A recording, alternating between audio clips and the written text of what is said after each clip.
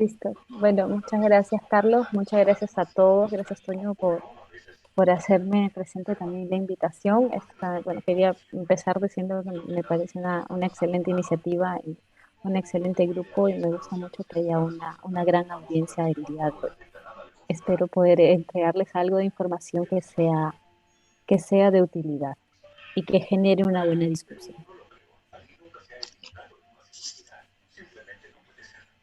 Bueno, eh, el día de hoy voy a tratar de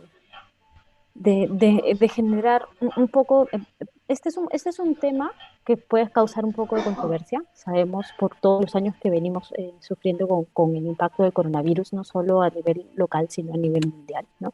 En algunos países los enfoques se están basando en una medida, dos medidas o tres medidas o todas en conjunto. La idea es dar como un pie de inicio para seguir discutiendo y llegar a las mejores alternativas para el control de las variantes que pueden existir y las diferentes situaciones epidemiológicas de los diferentes países. Primero, enfoquémonos en dónde estamos, ¿no? El coronavirus aviar, ¿okay? Listo. El coronavirus aviar como tal bueno, es un virus RNA de eh, de una sola hebra, ¿no? Por así decirlo, y está ubicado en esta zona, dentro de los gamma coronavirus, ¿no? Que afectan principalmente a las aves. Como tal, sabemos, coronavirus aviar, gamma coronavirus, mejor dicho, conocido como coronavirus aviar y es el causante de la bronquitis infecciosa. En cuanto a su genoma y organización molecular, es, posee un genoma bastante amplio y una replicación un poco complicada, lo que hace que tenga ciertas características especiales que nos complican la vida realmente. Dentro de esta organización molecular existen algunos genes, ¿no?, de importancia para el virus. Estos genes son los genes estructurales. Tenemos la envoltura, la membrana, la nucleocápside y este gen de aquí, que es el gen que va a codificar a la proteína de la espícula, ¿no?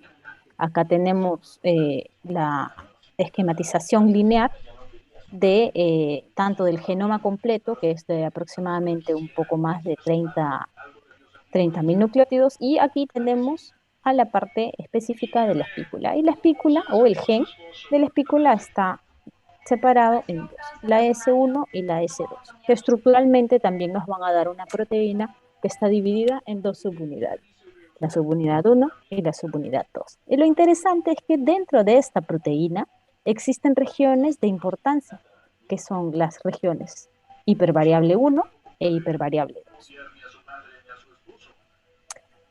Dentro de esta estructura importante que les mencionaba aquí, que es el gen que codifica la espícula, ¿no?, la glicoproteína de la espícula, que vemos aquí, eh, esta se va a encargar de qué. ¿Por qué es importante?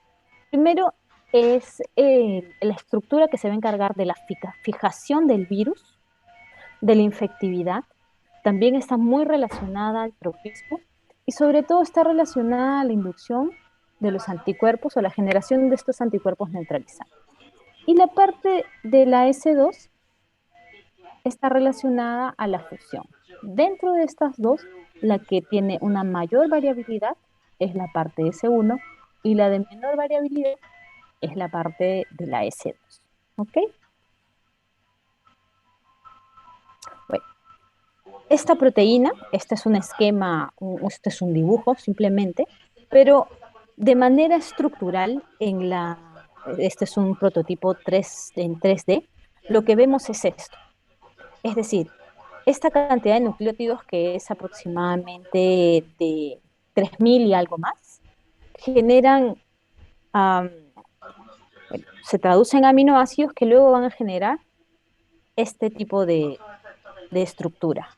Como vemos aquí, toda esta estructura compleja, que es una proteína con básicamente tres regiones, como podemos decirlo así, trimérica, ¿no?, una proteína trimérica, por decirlo así, de esta proteína, el sistema inmune no va a tener un contacto directo con todo, es imposible. Siempre existen puntos específicos en donde el sistema inmune va a tener este contacto, ¿no? Es decir, es imposible que el sistema inmune reaccione o interactúe con absolutamente todos estos nucleótidos. Va a reaccionar con una parte. ¿Por qué? Porque tenemos partes que están más escondidas, partes que están más expuestas, y estas partes expuestas son las que nosotros vamos a conocer como algunos sitios antigénicos, ¿no?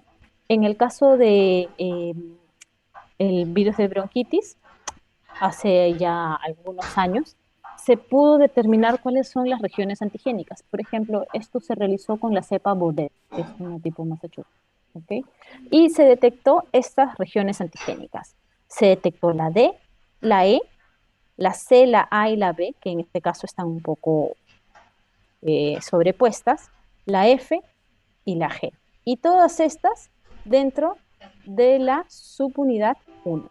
¿Por qué les digo esto? Porque es esto lo que va a dictar básicamente todas las diferencias y las interacciones que nosotros vamos a ver en el campo con los diferentes programas vacunales que nosotros utilicemos.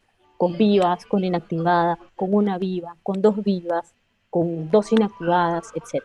¿Por qué? Porque la biología, en este caso, es esto, y la inmunología es esto, se reduce básicamente a esto, esto es lo que manda, ¿ok? Entonces, habiendo dicho esto, pasemos a la siguiente parte. ¿Qué son las mutaciones, las variantes, las cepas? Nosotros el día de hoy vamos a hablar cómo controlar las variantes del virus de bronquitis en el campo.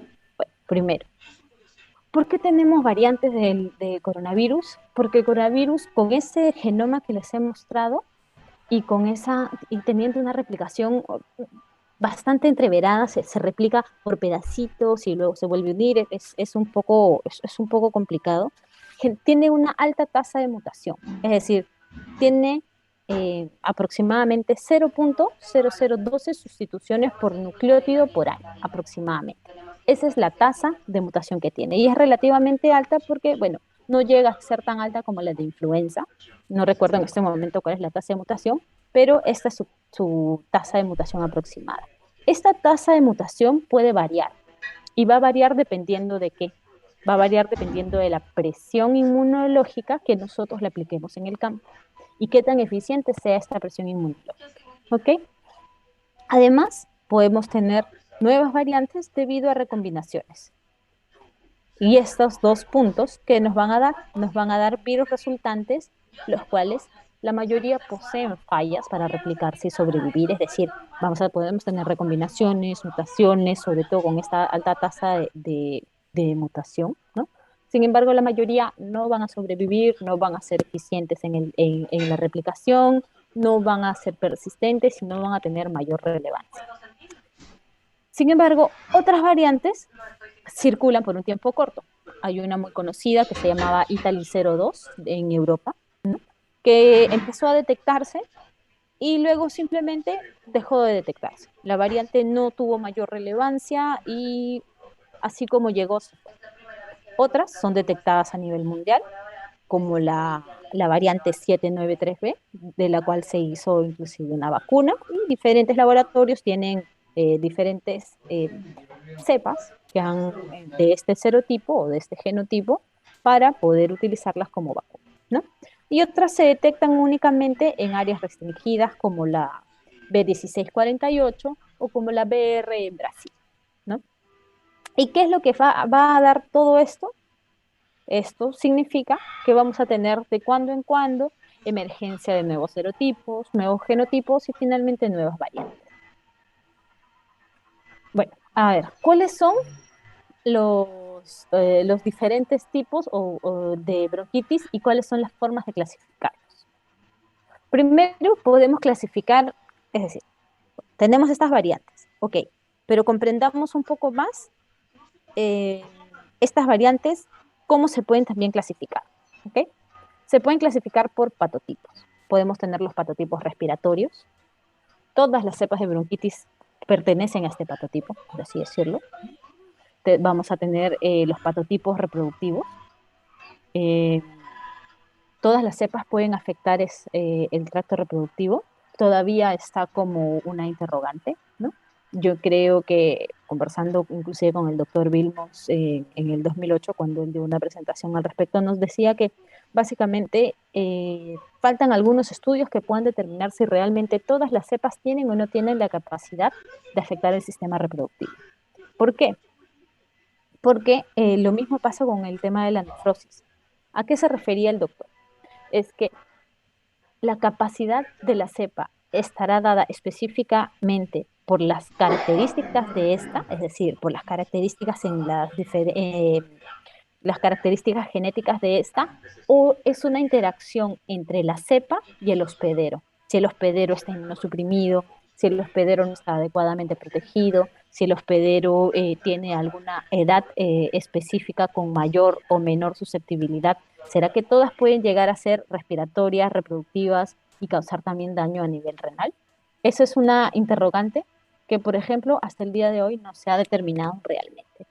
Pero lo que sí sabemos es que existen por lo menos estos diferentes patotipos y que diferentes cepas, inclusive sublinajes de la Q1, pueden causar estos diferentes daños en estos diferentes tejidos o sistemas.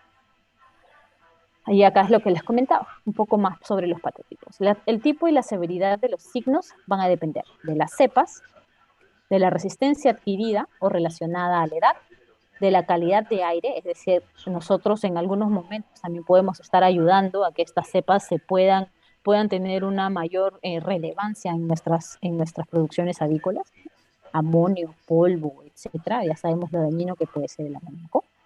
Y los tipos y niveles de patógenos secundarios como E. coli o U o RT.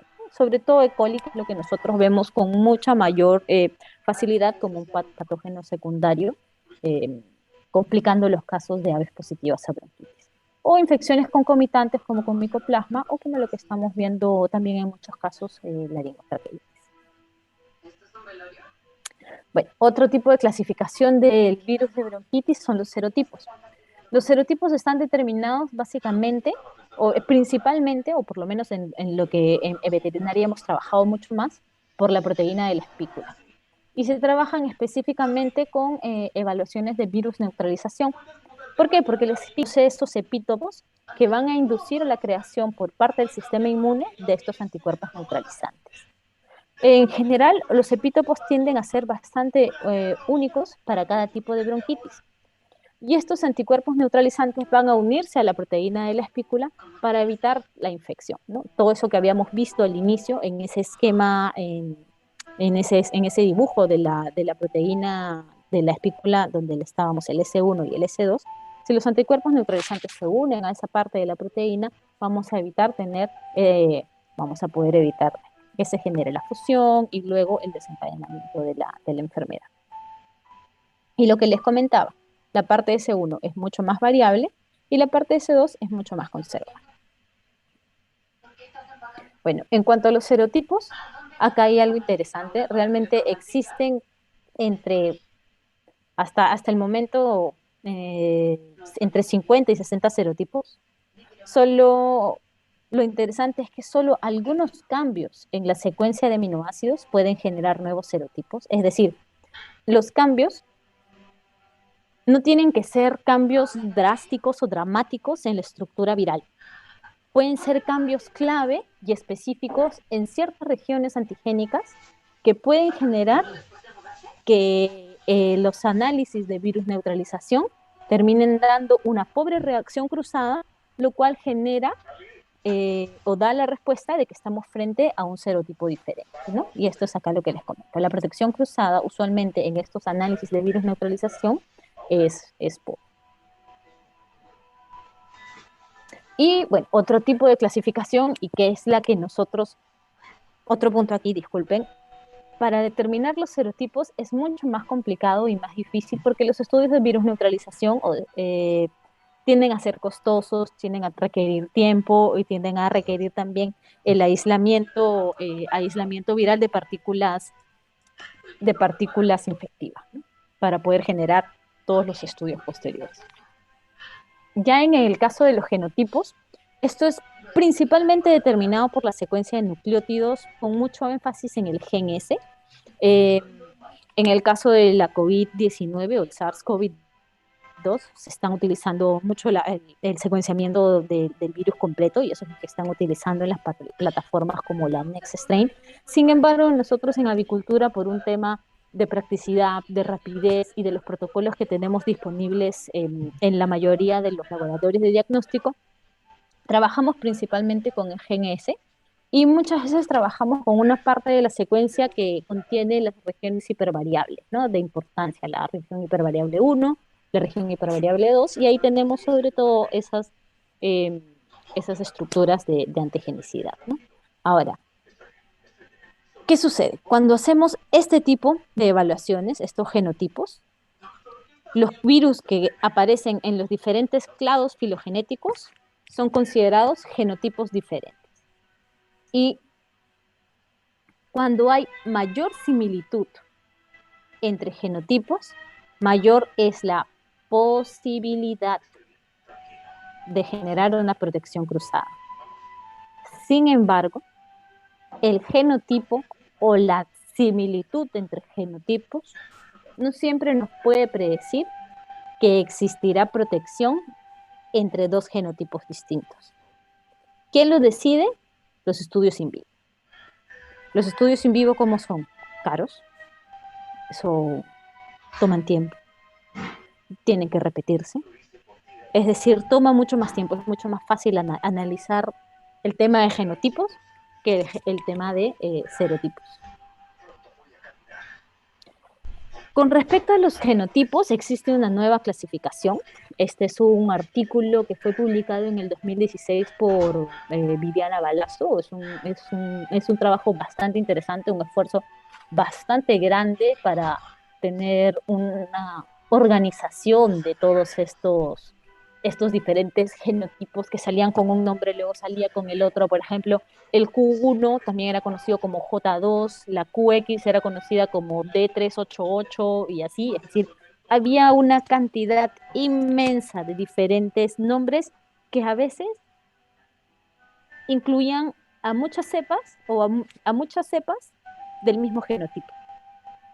Lo que hicieron aquí fue algo interesante, y es un trabajo bastante grande, en donde se determinó que los diferentes linajes que tenemos del virus de bronquitis son, 27, son básicamente 6 linajes y cada uno con sublinajes.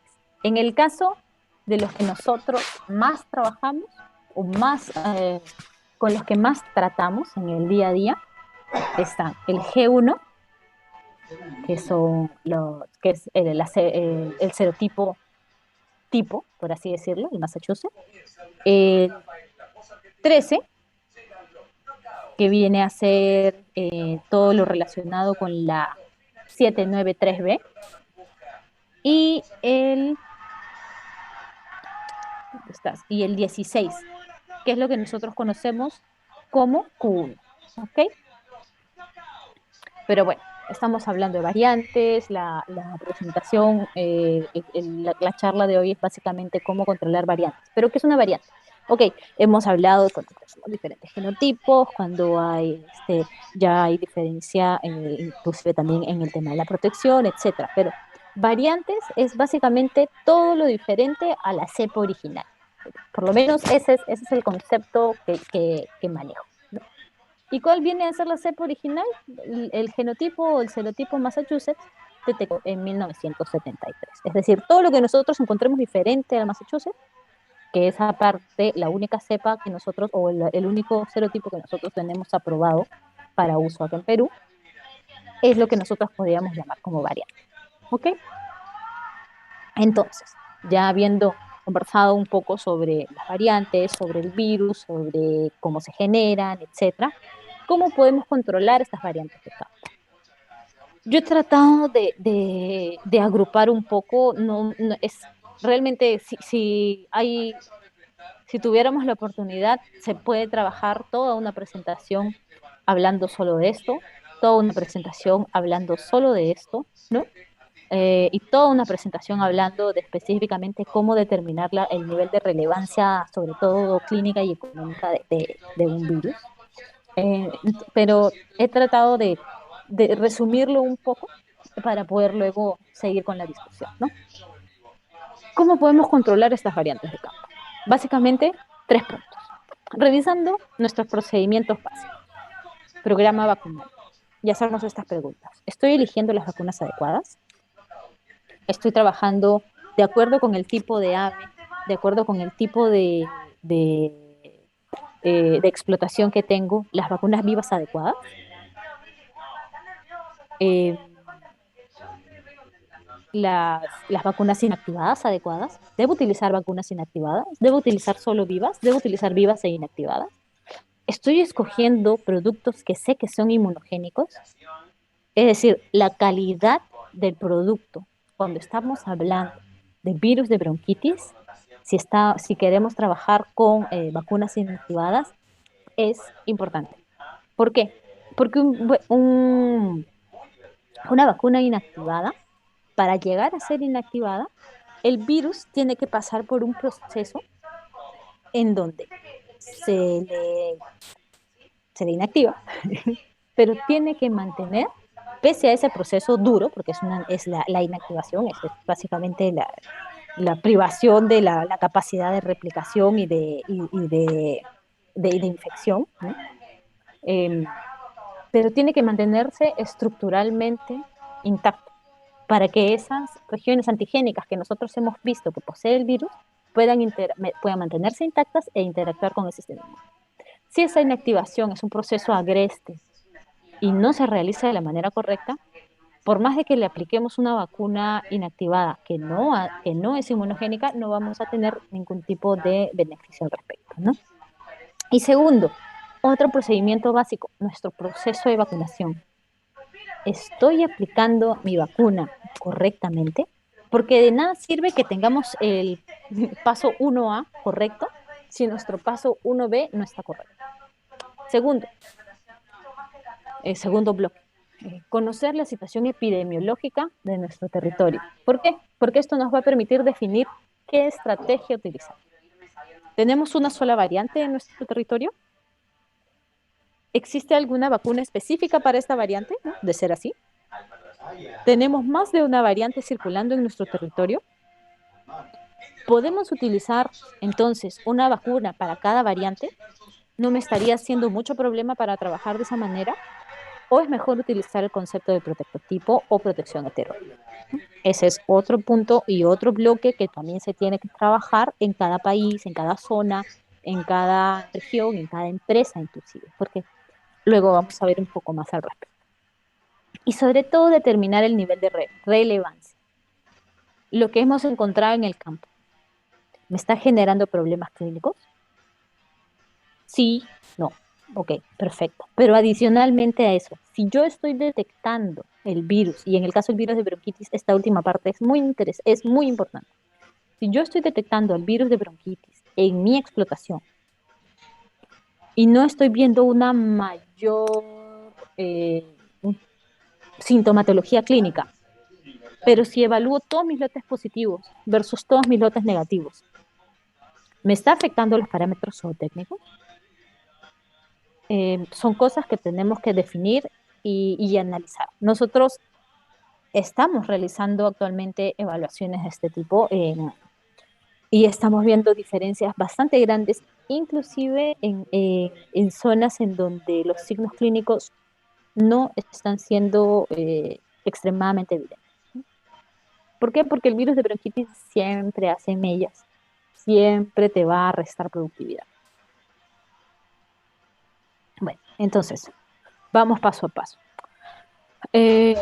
Cuando hablamos de revisar los procedimientos básicos y hablamos del programa vacunal, la vacuna y mi proceso de vacunación, tenemos que tomar en cuenta que desde el momento que elegimos la vacuna hasta que ésta es administrada al pollo, debemos evaluar qué cepas vacunales vamos a utilizar, cómo podemos mantener el título vacunal, porque recuerden que el virus de bronquitis es bastante frágil. Debemos mantener, a- disculpen, debemos asegurarnos que estamos aplicando la dosis adecuada a la temperatura adecuada. que el proceso de reconstitución de la vacuna es el adecuado, que debemos lavar los viales para tratar de conseguir retirar todo el virus posible del vial. ¿Qué tipo de diluyente vamos a utilizar? ¿Qué temperatura vamos a utilizar al momento de la aplicación de la vacuna? Por más de que sean pasos que, por ejemplo, los podemos tomar como parte de la rutina, cuando en Perú empezaron, por ejemplo, los problemas con bronquitis, muchos empezaron a revisar todos los procesos de vacunación. ¿Por qué? Porque es una manera también de, si bien tenemos una variante y no contamos con las herramientas como vacunas variantes para protegernos contra lo que tenemos en campo, tenemos que valernos de absolutamente todas las otras aristas para controlar lo que tenemos en campo. Y una de las aristas fundamentales es la aplicación de la vacuna. La cobertura, el tamaño de gota, la presión a utilizar, el volumen aplicado por box. Muchos hablan de 14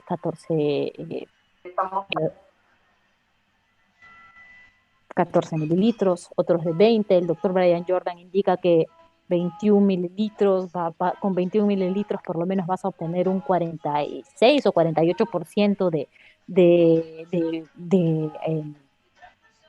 recuperación de esa vacuna, ¿no? Y el tiempo de uso de la vacuna. Todas estas cosas, todos estos puntos los tienen que conversar con su proveedor de vacunas, pero también todos estos puntos deben estar, para todos estos puntos deben manejar indicadores en sus diferentes plantas de vacunación. Y además, evaluar el comportamiento del ave, la distribución de las aves en el box, la actividad de las aves, si la luz es adecuada, demasiado apilamiento de las cajas y si las aves están con confort thermal. Eh, en los dos últimos años se está aplicando un protocolo que es bastante interesante, que nos puede ayudar a determinar el prendimiento de la vacuna de bronquitis aplicada en planta de incubación. Esto, como tal, nos puede ayudar mucho en el control de variantes. ¿Por qué? Porque si nosotros, ok, tenemos una variante en campo, pero si nosotros aplicamos, así estemos aplicando únicamente en Massachusetts, si la aplicamos mal, nuestras posibilidades de, aunque sea, conseguir ese 45% de protección disminuyen.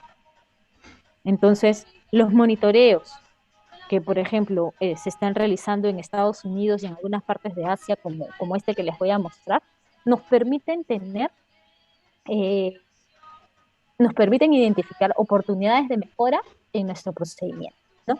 Por ejemplo, aquí cada cuadradito equivale a, a una planta de incubación. Y los numeritos equivalen a procesos de vacunación. Es decir, acá tenemos una planta en donde se evaluaron dos procesos, aquí una planta en donde se evaluó un proceso y así sucesivamente. Y las barras nos van a indicar el CT. Básicamente, esta es una evaluación en donde se toman muestras de hisopado coanal, era coanal, traqueal, traqueal, a aves que han sido vacunadas al primer día con una vacuna viva de bronquitis y esto se realiza 5 días después. Y se utiliza un número X de aves, ¿no? Ya hay un protocolo específico para realizar esto, y luego se hace un PCR a tiempo real para determinar el porcentaje de prendimiento vacunal. ¿Y qué es lo que vemos aquí? En la mayoría de los casos el prendimiento vacunal está sobre 80, ¿ok? Cada planta ha manejado sus propios parámetros y qué es lo que ellos esperan como indicador mínimo. Sin embargo, aquí, en la planta incubación E, tanto en el proceso 1 como en el proceso 2, existen dos momentos en donde las vacunas no tienen un porcentaje de prendimientos, es decir, es como si no las hubieran aplicado. Esto es importante, porque en este caso, por más de que estén aplicando la vacuna correcta, no están realizando un adecuado proceso de vacunación. Eh, bueno, acá creo que tenía otra diapositiva, pero no la coloqué.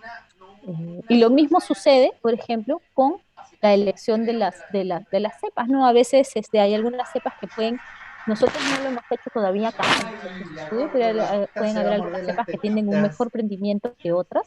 Y estudios como este han determinado también que entre cepas puede existir una mejor o una peor prendimiento vacunal, indiferente de la eficiencia de la vacunación, ¿no? Es decir, ya vamos viendo algunas aristas que nos van a permitir trabajar en tener un mejor control de lo que nosotros tengamos en campo, sobre todo si son variantes, porque si son variantes estamos realmente pendiendo de un hilo con las herramientas que nosotros tenemos para poder mejorar o para poder tratar de protegernos frente al reto que tenemos.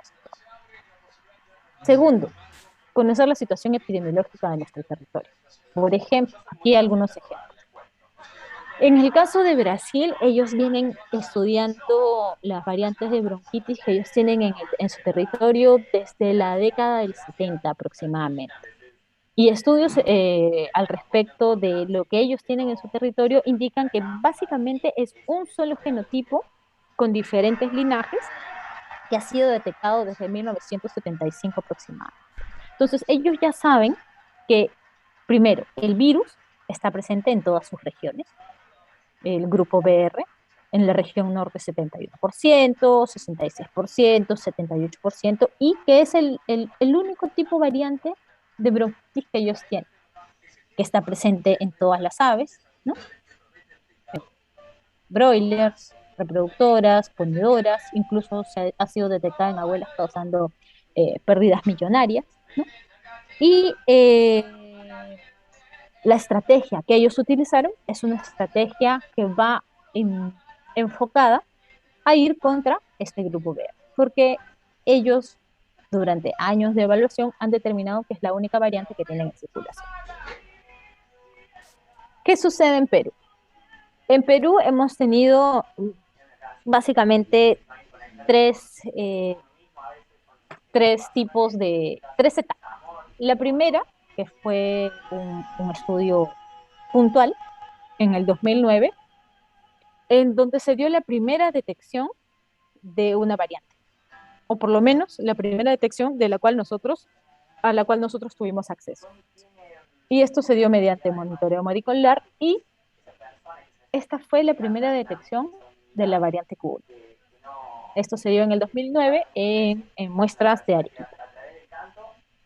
Luego, durante el 2013 y 2017, se realizó un monitoreo masivo en todas las zonas productivas de Perú. ¿Y qué fue lo que se confirmó? Se confirmó sobre la circulación de la Q1 como cepa predominante en el país. Y luego estudios a partir del 2018, ya con un protocolo que nos permite ser más eficientes, que es más conveniente y que es mucho más rápido. ¿Qué se detectó? Se detectó que ya lo que se tiene, por ejemplo, en este territorio es una diversificación de las variantes circulantes. Es decir, si bien hasta el 2017 o incluso mediados del 2017 podíamos confirmar que solo teníamos circulación de una variante, a partir del 2017 en adelante ya podemos decir y concluir que lo que tenemos es una diversificación de las variantes circulantes, ¿no? Esto es más o menos, estos son algunos resultados del 2010 al 2018, ¿no?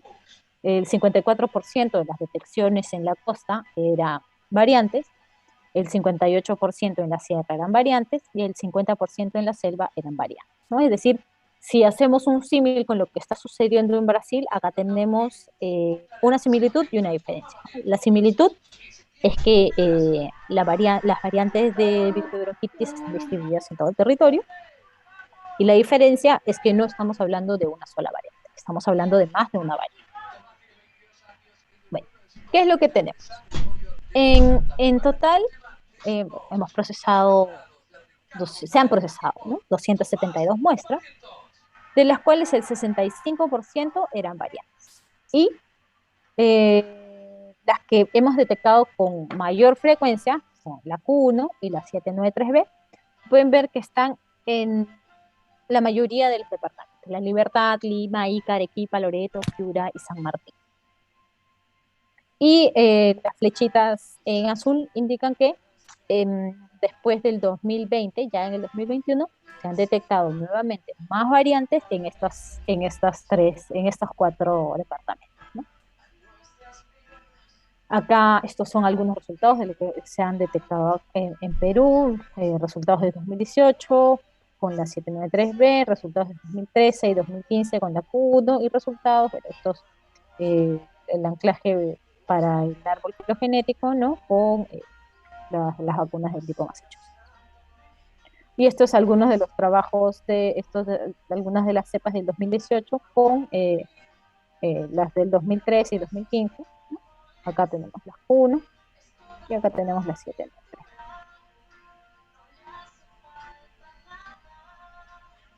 Y adicionalmente también tenemos circulación de algunas otras variantes. Acá un ejemplo, la QX, se puede detectar en ponedoras, y así hemos detectado algunas otras.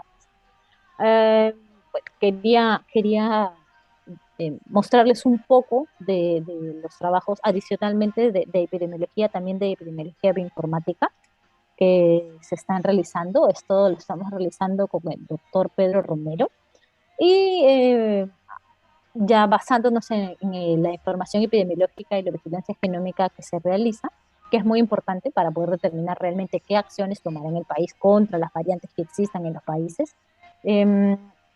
Se hizo un análisis desarrollándolo en la plataforma NextStrain, ¿no? El doctor, y esto lo trabajamos con el doctor Pedro Romero, él nos está apoyando con esta parte que es bastante interesante y bastante complicada de realizar. Y bueno, el doctor trabaja actualmente también con las secuencias del SARS-CoV-2 en la Universidad Cayetano Heredia. ¿Qué hicimos aquí? Básicamente nos enfocamos en cómo se está comportando. Esto es solo un pequeño avance. Este es el primer pantallazo de los análisis que estamos realizando. ¿Cómo se está comportando esta Q1 en Perú? ¿Qué es lo que tenemos? Este es un análisis básicamente por fechas, ¿no? Y la temperatura de color nos da las fechas. Los más fríos son las más tempranas, 2009, y las más calientes son las más actuales, ¿no? Y podemos observar que la presencia del virus está desde el 2009 y las últimas secuencias que hemos podido secuenciar, o por lo menos que hemos subido a la plataforma, se encuentran en el 2020. Y podemos ver pues acá algunos sublinajes bastante, podríamos decirlo, bastante claros de la Q1 en nuestro país. Entonces, vamos viendo, vamos entendiendo qué tenemos, si comprendemos qué tenemos y cómo está eh, distribuido en el país, también vamos a saber cómo actuar, ¿no? Estas son algunas similitudes, ya este es un árbol con similitudes genéticas, nuevamente el mapa de calor indica la temperatura, disculpen, del color indica frío más temprano, más antiguo y caliente más nuevo. Y podemos ver aquí que existen ya algunas secuencias que están bastante más diferenciadas. Acá tenemos una que, por ejemplo, es de mayo de 2013, que tenía algunas diferencias mayores que el resto, y acá una de 2019 que también tenía algunas diferencias interesantes versus el resto, ¿no? Pero ¿qué sucede? ¿Cómo se está? O sea, ok, tenemos variante Q1, ok, pero ¿será que todas estas están diversificadas en el país como para saber realmente si podremos tener todos los patotipos presentes en el país o simplemente están concentrados en una región específica, etcétera, ¿no? Bueno, ¿qué es lo que tenemos aquí? Esta vez los colores indican región. Y si a simple vista, sin mayor análisis, vemos esta imagen, vemos que los colores están dispersos en absolutamente todo el árbol. ¿Eso qué nos indica? Pues que las variantes, o esta Q1 y sus diferentes sublinajes, están dispersos de manera indiferente en todas las zonas geográficas en donde tenemos producción agrícola. Y esta es un mapita interesante que nos indica un poco cómo van las relaciones genéticas de estos sublinajes que tenemos acá en el país, ¿no? Es decir, Lima básicamente alimenta un poco a Trujillo y a San Martín, y Lima alimenta todo, no es como la gran madre que está alimentando de variantes a todo el país, pero también hay un intercambio podría decirse viceversa, entre Ica y Lima y entre Arequipa. Es decir, tenemos básicamente una circulación bastante dinámica de los diferentes sublinajes entre regiones. Ok, entonces, habiendo dicho eso, sabemos cómo va Brasil, sabemos cómo va Perú, la idea es determinar cómo va Argentina, la idea es determinar cómo va México, ¿no? Yo creo que en Argentina y en México también se realizan muchos trabajos al respecto y creo que también cuentan con diferentes herramientas bastante eficientes para el control de variantes. Y el tercer punto es determinar el nivel de relevancia, los signos clínicos y cómo nos está afectando en cuanto a los parámetros zootécnicos. Aquí, bueno, primero, si nosotros tenemos problemas con bronquitis es porque, en primer lugar, el bronquitis está presente en todos los países que crían aves comerciales. Y la importancia de este patógeno es que, como tiene una alta prevalencia y una diseminación global, es considerada la segunda enfermedad que genera el mayor impacto económico en las aves, muy superada únicamente por la influenza de alta patogenicidad y muy por encima de Newcastle, de Gumboro, de Mycoplasma, de tifo. Es decir, la bronquitis infecciosa, así como a veces nosotros la subestimamos un poco, es una enfermedad que realmente le quita el bienestar a las aves y también impacta en los parámetros zootécnicos y en el bolsillo del productor. Ahora, acá hay algunos ejemplos de cómo podemos nosotros determinar el impacto del virus de bronquitis en nuestras instalaciones, ¿no? ¿Cuáles son los parámetros que son afectados por el virus de la bronquitis? Primero, económicamente, si tenemos un problema con bronquitis, lo más probable es que necesitemos en algún momento de la crianza usar antibióticos. Luego, es muy probable que tengamos un ligero aumento, si no es que es un aumento bastante alto, que vamos a tener mortalidad después de los 35 días. Va a disminuir nuestra ganancia de peso diaria y vamos a tener también algunos tipos de mella en la conversión alimenticia. Acá hay un dato importante, y esto es algo que muchas veces nosotros pasamos por alto, es que realmente cuando tenemos virus de bronquitis en nuestras instalaciones, la mortalidad durante el transporte aumenta. Hagan la prueba, hagan la evaluación y determinen. Cuando empiezan a ver una mayor cantidad de aves muertas durante el transporte, evalúen y pregúntense, ¿será que estoy teniendo un problema de bronquitis? Y ya esto es en la planta de procesamiento, que bueno, nosotros realmente no somos un país que procese el pollo, ¿no? Que lo beneficie, pero igual en los países en donde el pollo va principalmente beneficiado, existen condenas por aerosolitis parcial, por contaminación fecal, hay una disminución en la velocidad del proceso. Este punto de aquí genera muchas pérdidas por eficiencia en la línea, ¿no? Eh, es peor cuando hay condenas por aerosolitis total, la colibacilosis que está presente, eso lo vemos inclusive en granja y también nos afecta, y aves caquéticas, ¿no?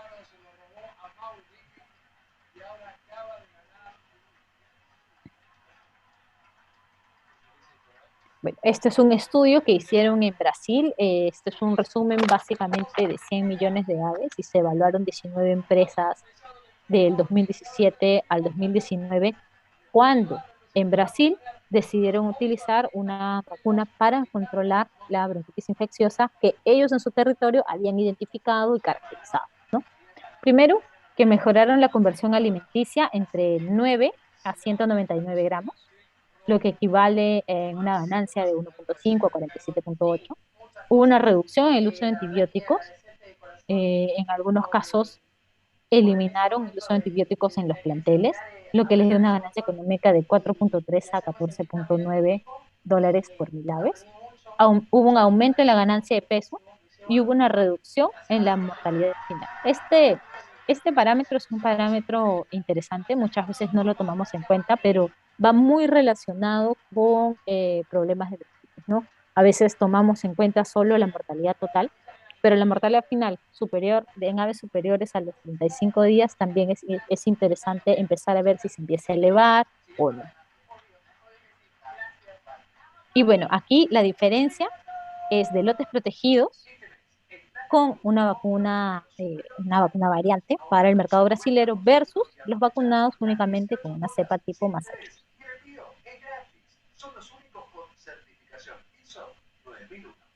Y esto, bueno, esto es en el caso de la planta de beneficio, en donde realmente todos los indicadores que les mencioné anteriormente, como la reducción de la colitis parcial, total, presencia de colibacilosis y reducción de la contaminación fecal y de aves caquéticas, generó ganancias entre 0,67 hasta $37,08 por hora, es decir, ya fuera de todo comparativo adicional, ¿no?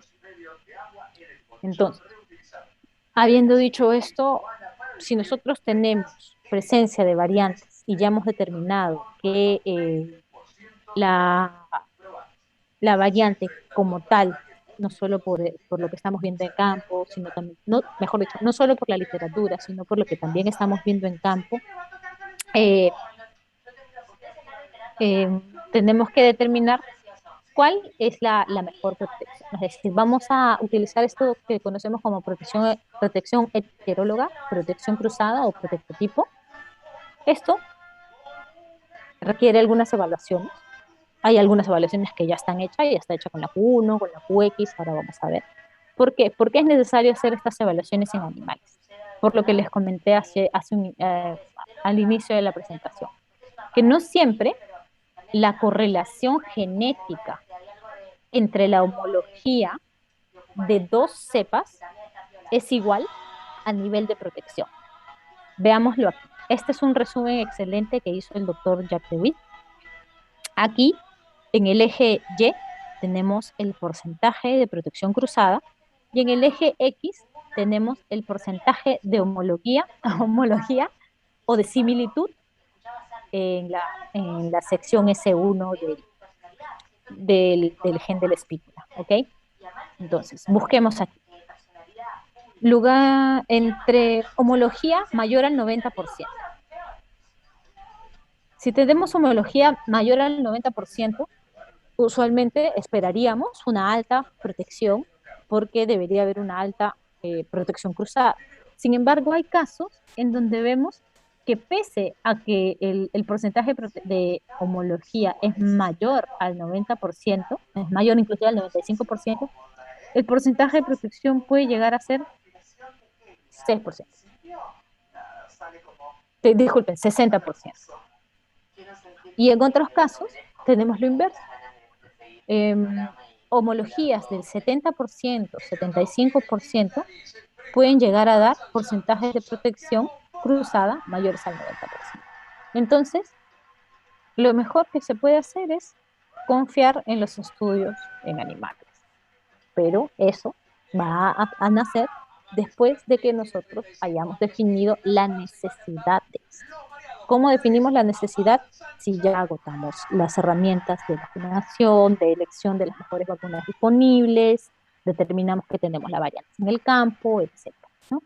Y así, estas estrategias de combinación pueden ayudar a obtener porcentajes de protección relativa altos y adecuados, ¿no? Ya sea combinaciones que usualmente se realizan con vacunas tipo Massachusetts, más vacunas tipo 793. Y bueno, eso sería todo. Espero haya podido generar un mensaje que genere discusión. Doctora, buenas noches. Doctora Claudia, le saluda Gabriel Otiniano. Un gusto saludarla. ¿Cómo está, doctora? ¿Cómo está, doctor? Gracias de antemano por su interesante tema y creo que nos va a servir de mucho para tantos profesionales que laboramos en campo. Déjeme revisar, creo que tenemos algunas preguntas. Bueno, el doctor Carlos Quispe está consultando en reproductoras qué variante puede generar mayores problemas. Bueno, en reproductoras lo que nosotros observamos en general es que la Q1 como tal lo que va a causar es una disminución en la calidad de la cáscara. ya de por sí la Q1 como tal es una cepa que sí puede afectar el tracto reproductor. La Q1 como tal inclusive puede disminuir la fertilidad en machos. Tenemos estudios que no hemos publicado, pero tal vez podría ser interesante publicarlo en el Congreso de este año, en donde detectamos e hicimos evaluaciones histopatológicas en machos afectados con la variante. Había afecciones eh, al respecto, ¿no? Bueno, gracias, doctora. Vamos a seguir revisando qué otras inquietudes hay. Bueno, todavía no se animan los colegas. Yo tenía una inquietud, doctora.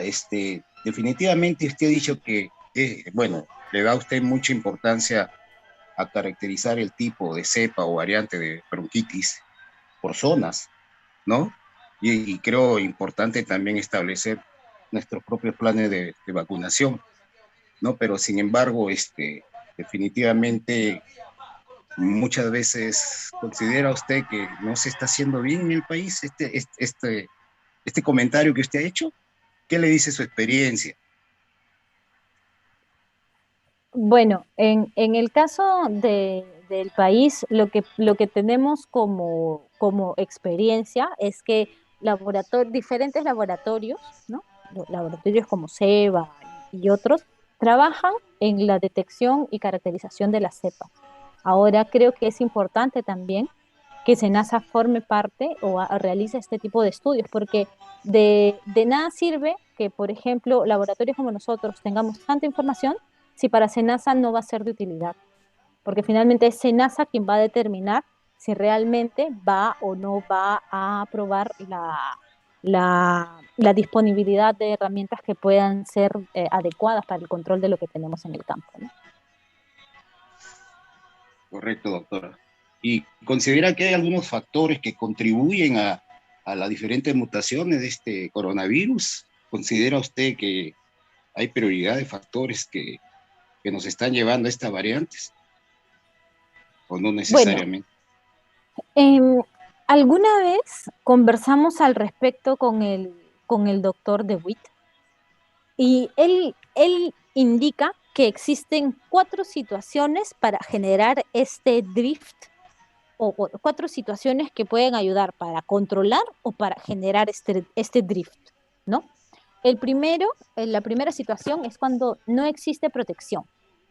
Tenemos un alto nivel de replicación del virus de bronquitis con un gran número de viriones que están generando mutación, porque cada vez que haya replicación se van a generar mutaciones porque este virus no tiene la capacidad de corregir lo que vaya replicando. Sin embargo, existe muy poca selección genética, muy poca presión de selección, ¿no? Luego tenemos otra situación en donde existe protección baja o moderada, que es como lo que nosotros más o menos tenemos actualmente, podría decirlo, ¿no? En Perú, en donde tenemos variantes en el campo y solo estamos aplicando una protección moderada, por así decirlo, con las diferentes vacunas de Massachusetts. Y ahí lo que tenemos es un alto nivel de replicación. Por ende, vamos a tener, como hay altos niveles de replicación, vamos a tener billones con mutaciones. Sin embargo, sí existe cierto nivel de selección. ¿Ok? Eso complica un poco más las cosas. Luego tenemos un alto nivel de protección con muy poca replicación. Van a haber muy pocos billones y esto genera un cuello de botella. Este cuello de botella va a hacer que sea mucho más difícil que exista algún nuevo genotipo, alguna nueva variante o alguna nueva mutación que vaya a ser efectiva o eficiente o de relevancia en el tiempo. Y luego hay otra situación que es la inmunosupresión. Ahí tenemos aves con baja protección, con bajas defensas, una alta y más prolongada replicación, porque al haber inmunosupresión no va a haber un sistema inmune que reaccione ante esa infección y vamos a tener nuevamente muchos viriones con mutación y más selección, ¿no? Correcto, doctora. Muchas gracias por la respuesta. Tenemos una consulta, doctora. Buenas noches, la saludan. ¿Y en pollos broiler qué variante genera problema? Bueno, en realidad las variantes que usualmente generan problemas o las variantes que están generando problemas en- a nivel mundial son la Q1, la QX, eh, variantes como la 793B, ¿por qué? Porque cuando entra un virus de bronquitis de campo, que no ha sido, por ejemplo, aplicado como una vacuna, con un alto porcentaje de eficiencia de vacunación, sino que entra en el campo y empieza a hacer ese rolling, ya de por sí en broilers, así sea una cepa vacunal que llega como lo que parece que está sucediendo con la 793B, lo que vamos a tener es un rolling en el campo y eso va a generar pérdidas en la eficiencia con los parámetros productivos. Ahora, la Q1 de por sí es patógena, ¿no? O sea, sí genera problemas. Inclusive hemos visto que ha generado problemas nefrotóxicos inicialmente, ¿no? Y complica mucho con las contaminaciones concomitantes, ¿no? Es decir, puede hacer una sinergia muy complicada con la timotraqueitis, con micoplasma y infecciones secundarias complicadas con cólera. Correcto, doctora, muchas gracias. El ingeniero Carlos Caballeros consulta si la vacuna de coronavirus aviar podría tener inmunidad cruzada con la de COVID-19.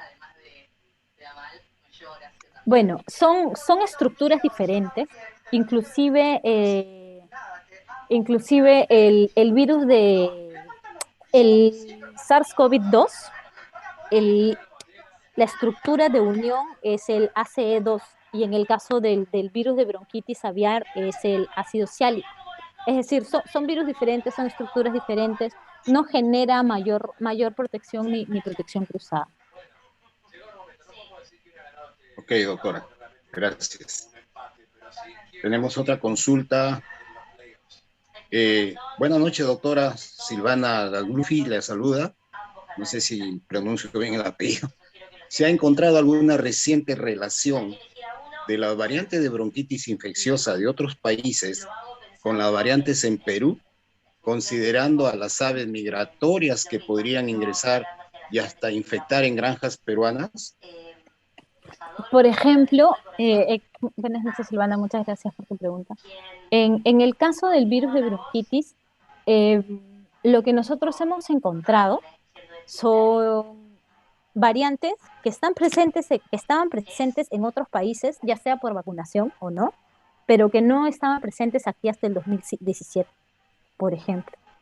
El mecanismo de ingreso lo desconocemos.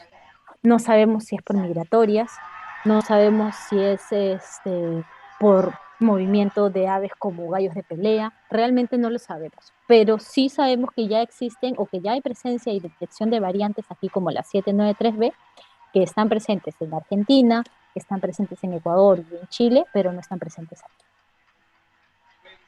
Ok, doctora. El colega Alfredo Abreu está consultando, bueno, excelente exposición. Mencionó que de acuerdo a la edad del ave, este virus puede cambiar su tropismo a las células diana o órganos blancos. ¿Podría profundizar? ¿Qué edad es donde es más susceptible el ave? Realmente va a depender mucho del nivel de estrés del ave, del nivel de inmunidad del ave, pero por ejemplo, cuando mencionaba sobre todo que puede haber un cambio en el tropismo, está más relacionado a a la combinación de factores, ¿no? ¿Por qué? Porque se los mencioné porque el doctor Vilmos es el director científico de SEBA y él ha trabajado muchos años con coronavirus y él nos mencionaba que la hipótesis que él tiene es que el coronavirus aviar, tiene la capacidad de generar daño en todos los sistemas, pero va a depender del hospedero en permitir ese daño. Y creo que más que relacionado a un tema de edad, o bueno, o si está relacionado a un tema de edad, puede estar relacionado principalmente a el tiempo que se demora la inmunidad en ser eficiente para contrarrestar una infección, ¿no? Correcto, doctora. Gracias. Bien. parece ser que hemos agotado las preguntas. Sin embargo, si alguien desea hacer una consulta, doctora, puede abrir su micro, por favor. En todo caso, mis colegas que van a hacer el cierre. Parece que hemos agotado las consultas. Pedro o Alicia, por favor. Pedro, creo que está. Pedro. Carlos. No, solamente quería hacer una última pregunta a la doctora Claudia, para felicitar y agradecer. En Ñucastre, algunos trabajan cuando tienen la enfermedad, vacuna tras vacuna, para que el virus vacunal desplace al virus de campo o al virus patógeno. ¿En bronquitis podría hacerse algo parecido? Viendo ya una zona endémica, una zona fuerte, incluso lotes ya positivos. En el caso de bronquitis, el gran detalle que a nosotros como Perú nos complica es que a nosotros tener presencia de variantes y ser nuestros problemas en la producción avícola relacionados a variantes, el aplicar una cepa tipo Massachusetts no nos va a generar la protección adecuada ni nos va a dar la solución al problema. Por más de que nosotros la apliquemos y utilicemos el símil de lo que hacemos con Ñucastre, ¿no? Gracias. Carlos, ¿quién cierra, por favor? Usted, doctor, como presidente, primero agradecer. Vamos a dejar al doctor Gabriel. Él es presidente de Grupa, Asociación de Jóvenes, un poco menos jóvenes, profesionales en el campo avícola. El grupo se complace hoy día a presentar a la doctora Claudia. Dejamos al doctor Gabriel Otiniano, que es presidente de este grupo, para que pueda cerrar la charla de hoy día. Bueno, para mí es un placer agradecerle enormemente a la doctora Claudia por tan brillante exposición que nos ha hecho esta noche. Como bien dice el ingeniero Carlos, Grupa nace con esta intención de capacitar, ¿no?, y preparar colegas para que a futuro tengan un mejor panorama de los diferentes problemas avícolas que se presentan en el día a día. Doctora Claudia, muy agradecido en nombre de Grupa y esperamos contar pronto con su presencia. Gracias. Muchas gracias, es un placer. Gracias, muchas gracias al doctor Toño Vera también, que ha sido nexo. Y agradecer a todos. En el transcurso de la semana les vamos a pasar la nueva invitación de las charlas venideras. Con eso nos estaríamos despidiendo. Muchas gracias, a seguir cuidándonos. La pandemia continúa, nuevas variantes. Bueno, estamos en comunicación. Muchas gracias. Hasta luego. Nos vemos. Muchas gracias. Buenas noches. Gracias. Buenas noches. Gracias. Buenas noches. Alicia. Luego.